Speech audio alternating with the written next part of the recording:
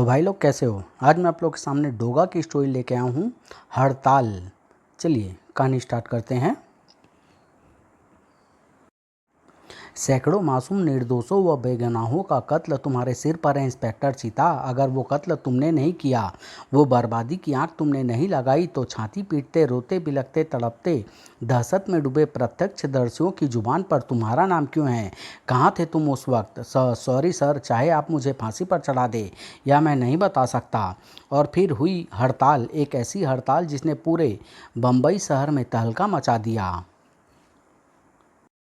महानगर बम्बई, जो अपनी तड़क भड़क व चकाचौंध के कारण अत्यंत भव्य व शानदार होने का दावा करता प्रतीत होता है, किंतु उसका ये दावा यहाँ खोखला प्रतीत होता दिखता है, जहाँ कुल आबादी का 60% इंसान सीलन, बदबू व गंदगी भरी झुग्गी बस्तियों में सिसकता व लाचार जिंदगी जीने को विवश है।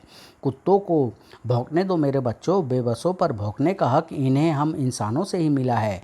तुम जल्दी करो, ये बोरे शाम तक न भरे तो रात पेट खाली रह जाएंगे हमारे।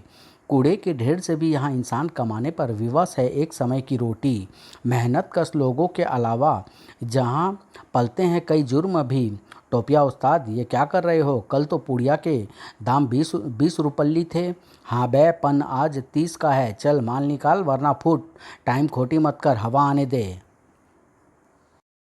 तभी वहां गूंज उठी एक सुरीली आवाज़, उस्ताद उस्ताद, वो देखो उस्ताद, आ रही है 56 छुरी। चक्कू छुरिया तेज करा लो। अरे रुक जा, धार लगाने को हमारे चाकू छुरिया भी क्या बुरे हैं? आह, मुझे अपने गंदे हाथ मत लगाना टोपिया शैतान। अरे आज तो तुझे हमारे चाकुओं पर धार लगानी ही पड़ेगी कजरी। टोपिया उस्ताद, हमारे चाकुओं का भी ध्यान रखना। टोपिया छोड़ दे कजरी को, भगवान के कहर से डर, उसकी लाठी बे आवाज़ पड़ती है। चाचा चाचा, मुझे बचाओ, मेरी अंधी माँ मर जाएगी, चाचा कुछ करो। चल बे पीछे हो, नहीं तो इतनी मार लगाऊंगा कि टूटी हड्डियाँ गिनता हुआ ही पहुँचेगा नरक चाचा। और तभी ताड़, यह कौन आ पहुँचा था मासूम कजरी की मदद को? टोपिया उस्ताद। इंस्पेक्टर चीता। हाँ टोपिया, तेरी गुंडागर्दी की कई कंप्लेंट्स पहुंच रही थी मुझ तक। छोड़ दे उस लड़की को। खैरियत चाहता है तो वापस चला जाए इंस्पेक्टर। टोपिया से दुश्मनी मोल मत ले। छोड़ दे शैतान, छोड़। तू अपने घर जा लड़की। जबड़े भीज गए थे इंस्पेक्टर चीता के, चेहरा कनपटियों तक सुर्ख होता चला गया। टोपिया, ये सरकारी आदेश है। मैं यहाँ से सरकारी ज़मीन खाली करवाने आया हूँ, जिस पर नाजायज़ ढंग से तुमने और तुम्हारी सह पाकर बस्ती वालों ने कब्जा कर रखा है। कल शाम को यहाँ मुझे एक भी नाजायज़ कब्जा नहीं दिखना चाहिए टोपिया, वरना मैं तुम्हारे क्या हश्र करूँगा ये तुम सोच लेना। चीता ने इतनी ज़ोर से कहा था कि उसे बस्ती वाले भी सुन ले। मैं कल फिर आऊँगा, मुझे तेरा इंतज़ार रहेगा इंस्पेक्टर। टोपिया से दुश्मनी कितनी महंगी पड़ती है यह तुझे कल पता चलेगा। उसी शाम। अरे, इंस्पेक्टर का बच्चा तो कल आने का बोल गया था, ये शाम को ही दोबारा कैसे टपक गया? टोपिया को खबर खबर कर दे पप्पे, जल्दी भाग।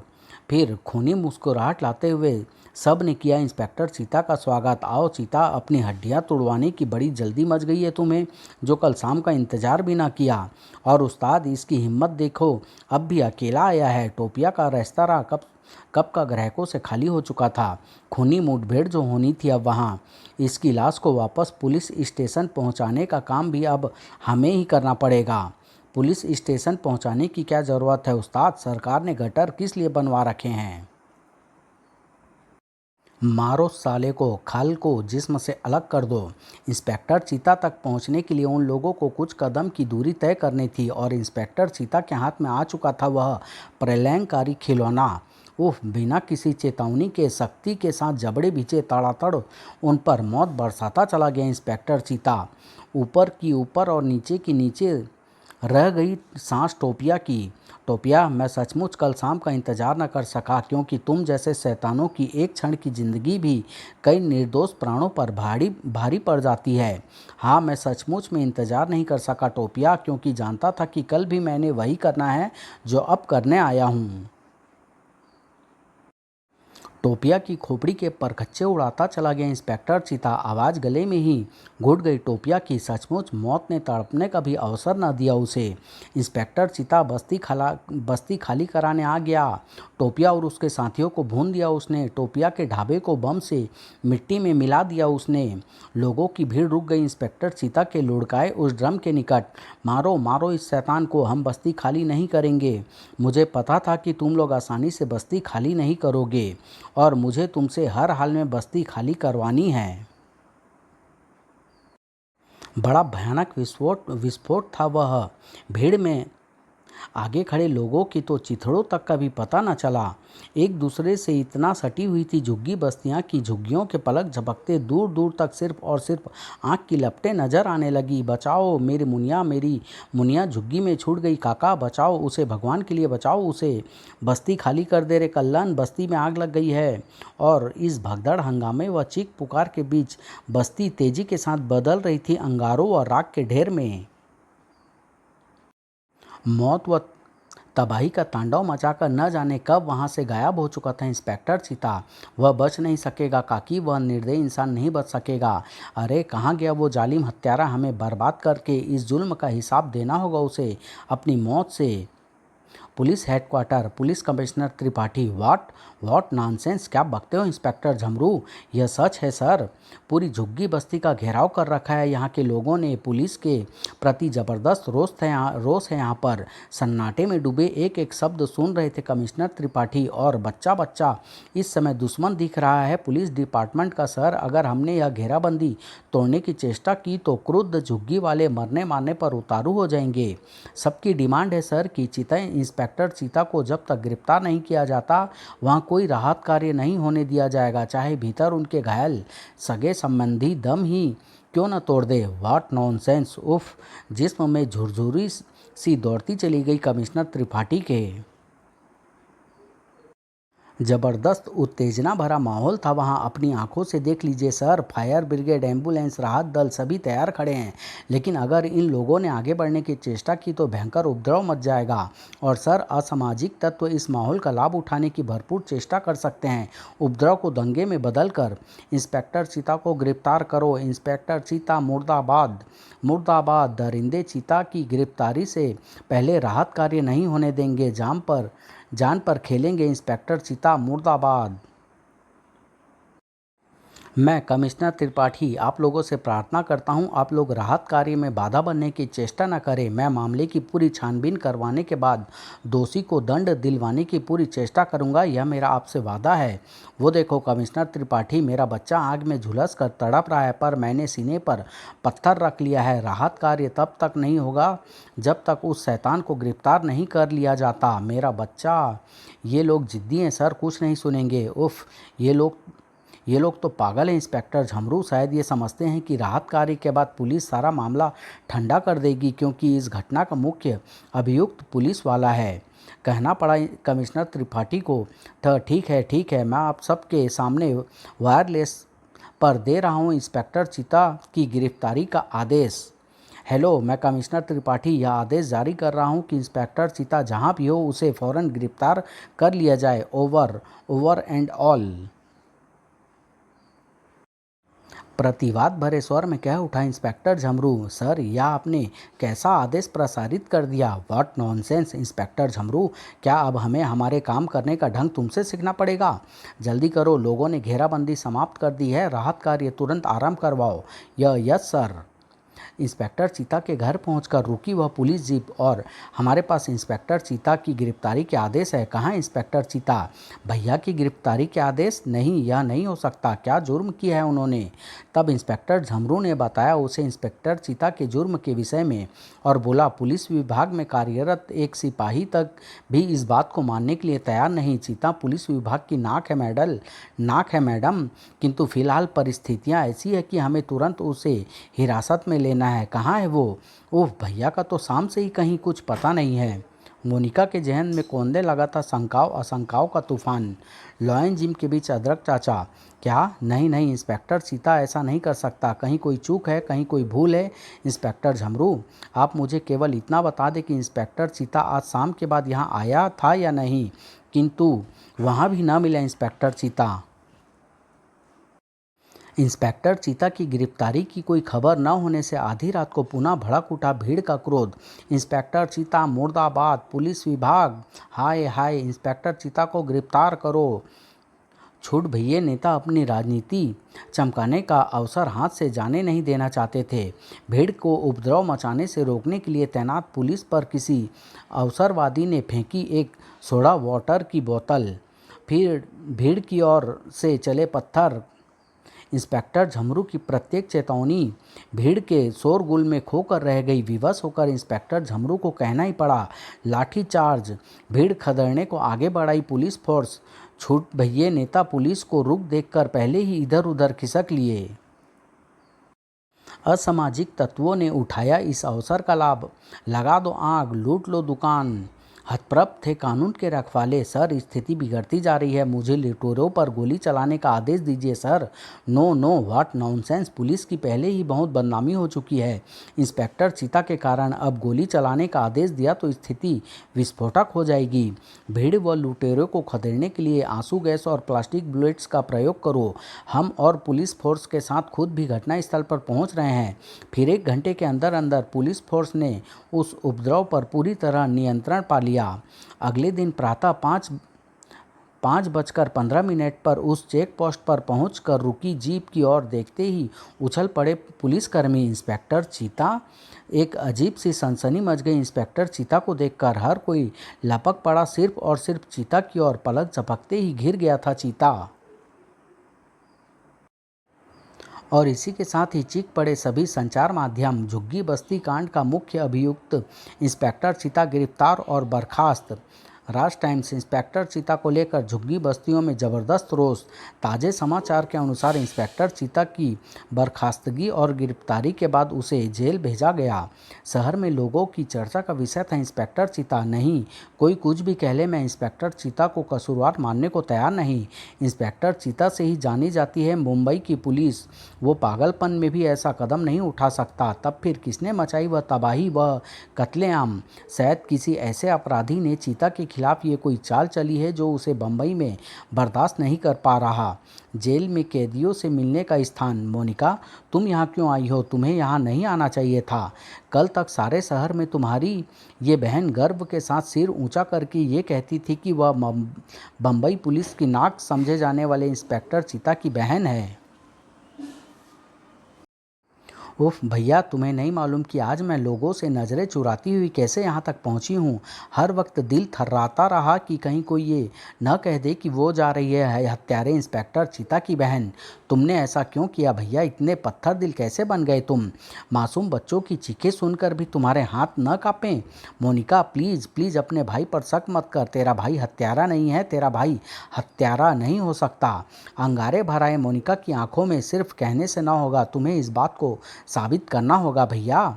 और अगर तुम ये बात साबित न कर पाए तो तुम्हें सज़ा होने से पूर्व ही जहर और अगर तुम ये बात साबित न कर पाए तो तुम्हें सज़ा होने से पूर्व ही जहर खा लेगी तुम्हारी ये बहन। मोनिका, नहीं नहीं मोनिका, नहीं।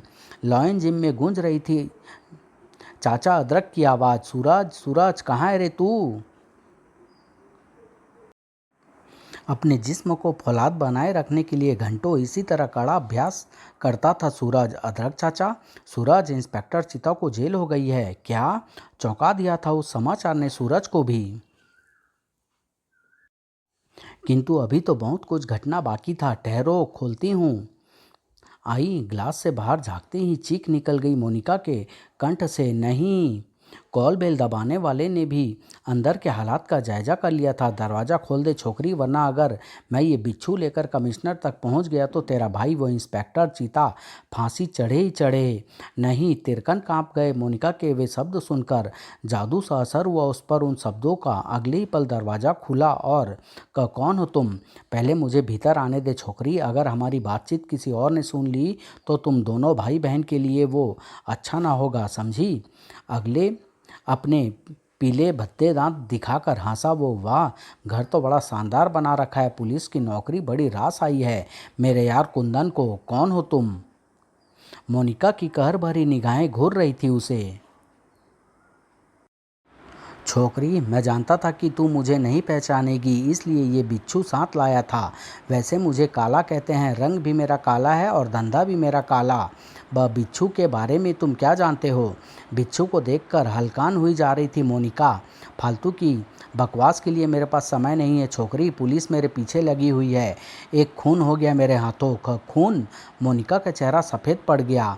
हाँ, मैं यहाँ इस शहर में आया तो शरण लेने था, लेकिन अपने यार कुंदन को एक नए रूप में देखकर चौंक गया। पर कमबख्त किस्मत एक बार फिर दगा दगा कर गई। मेरे यार कुंदन को जेल हो गई। अब मेरा यहाँ रुकने का भी कोई फ़ायदा नहीं दिख रहा। देख छोकरी, ये बिच्छू मैं तेरे हवाले करके यह शहर ही छोड़ दूंगा, पर तुझे इसकी कीमत देनी होगी, पूरे 1 लाख रुपये, और वो भी जल्दी। घर में बड़ी हद 50,000 के जेवर और 5-7 हज़ार नगद पड़े हैं। मैं वो तुम्हें देती हूँ और बाकी का इंतजाम भी करती हूँ। रहस्य गहरा रहा था और मोनिका के चेहरे पर साफ दिखाई पड़ रहे थे आतंक के भाव। सामने खड़ी साक्षात सौंदर्य प्रतिमा को देखकर हड़बड़ा सा गया सूरज। तुम यहाँ जिम में मोनिका? मुझे अदरक चाचा से मिलना है। सूरज फौरन, ओह अदरक चाचा सामने वाले कैबिन में है, नए मेंबर से फीस। मोनिका तेजी के साथ आगे बढ़ती चली गई और फिर जो कुछ बताया अदरक चाचा ने सूरज को, उसे सुनकर सूरज की आंखें सिकुड़ गई। पर 50,000 रुपये की एक साथ ऐसी क्या जरूरत पड़ गई उसे? सूरज वह बेहद आतंकित लग रही थी। तुम पता करो कि वह रुपये किस लिए लेकर गई है। चोरी की उस कार में सवार उड़ा चला जा रहा था काला। अब अपना यार कुंदन फांसी चढ़े या ना चढ़े, मेरी जेब में 1 लाख रुपया पहुंच चुका है और अब मैं यहाँ से सीधा नेपाल जाकर बसूंगा। इसी पल चौंक उठा वह उस साये को देखकर, और वह साया कर रहा था उसी कार का इंतजार। मुझे तेरा ही इंतजार था ब्लैकमेलर। अभी अभी आकर रुकी कार की विंड स्क्रीन को चकनाचूर करता वह पत्थर काला की खोपड़ी पर आकर टकराया तो काला का संपूर्ण अस्तित्व हिल उठा। उस दहशत से उबर भी न पाया था वो कि उसे जकड़ लिया उस दहशत ने। कौन हो तुम? मैं हूँ डोगा, जिसका नाम सुनकर हड्डियां को भी थरथराहट होने लगती है, जिसे देखकर जिस्म के मसान पसीना उगलने लगते हैं। डोगा, ये है डोगा। उठ काला, मेरे सवालों का जवाब दे, वरना खोपड़ी भेजे से खाली करके अपने जिस्म पर लदा तमाम मौत का लोहा उनमें भर दूंगा। जवाब दे, इंस्पेक्टर चीता की बहन ने तुझे 1 लाख रुपया क्यों दिया है? काला का जवाब किसी पर कहर ढा सकता था। जवाब देने के लिए फौजी उसे अब जिंदा नहीं छोड़ेगा। उफ, इसने काला को क्यों मार डाला? कौन है ये? गरज उठी डोगा की भी गन। एक चीख गूंजी पर डोगा न देख सका कि उसकी चलाई गोली दुश्मन के कहाँ लगी है। अंधेरे का लाभ उठाकर फौजी नाम का वह अज्ञात रहस्यमय हत्यारा खिड़की से सरक कर छत पर जा पहुंचा था। डोगा को तुरंत ही छोड़ देना पड़ा वह स्थान। उस धूम धड़ाके से घरों में जाग हो गई थी। डोगा लपक पड़ा वापस काला की ओर। शायद वह जीवित हो, शायद मुझे कुछ बता पाए वो उन 1 लाख रुपयों के विषय में। यह तो मर चुका है। मशीनी अंदाज में वह उसकी तलाशी लेता चला गया और तब तक भागते कदमों की आवाज़ें वहां गूंजने लगी थी। अब वहां रुकना बेकार लगने लगा डोगा को। इसकी जेब से 50,000 नगद और जेवरों के अलावा जो चीज़ मुझे मिली है उसका क्या मतलब हो सकता है? उफ, काला की मौत ने नई रहस्य गहरा दिया है।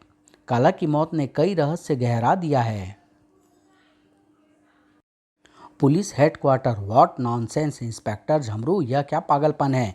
यह पागलपन नहीं है सर, मैं अपने पूरे होशे हवास में हूँ। तुम जानते हो तुम्हारी यह हरकत गैर कानूनी होगी। मैं तो सिर्फ इतना जानता हूँ सर कि पूरा पुलिस डिपार्टमेंट मेरे साथ है।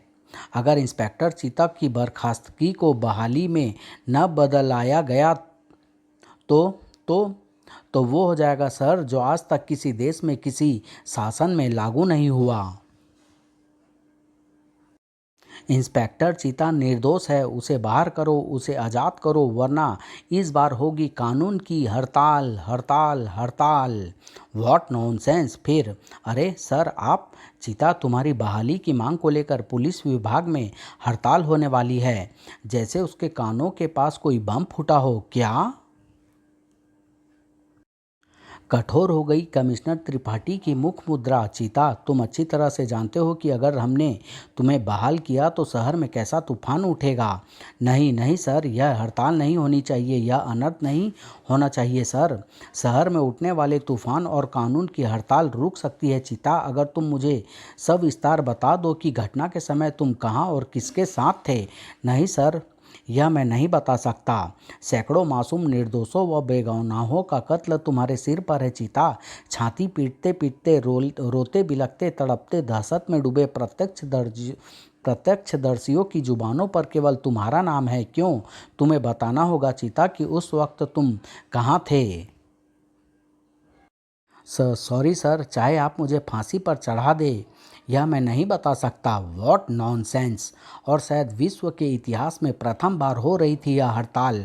पुलिस किसान इंस्पेक्टर चीता, चीता को वापस लाओ। अनिश्चित काल हड़ताल। हमारी मांग इंस्पेक्टर चीता की बहाली। इंस्पेक्टर चीता निर्दोष है। डोगा जानता है कि तुम निर्दोष हो इंस्पेक्टर चीता, और इसलिए मैं अब तुम्हें छुड़ाने आ रहा हूँ। क्या इंस्पेक्टर चीता वाकई निर्दोष है? क्या डोगा इंस्पेक्टर चीता को छुड़ा पाया? बिच्छू का रहस्य क्या है? फौजी कौन था? इन सब प्रश्नों का उत्तर जानने के लिए नेक्स्ट भाग का इंतजार कीजिए डोगा जिंदाबाद से, जो बहुत जल्द आप लोग के सामने लेके आऊँगा। धन्यवाद।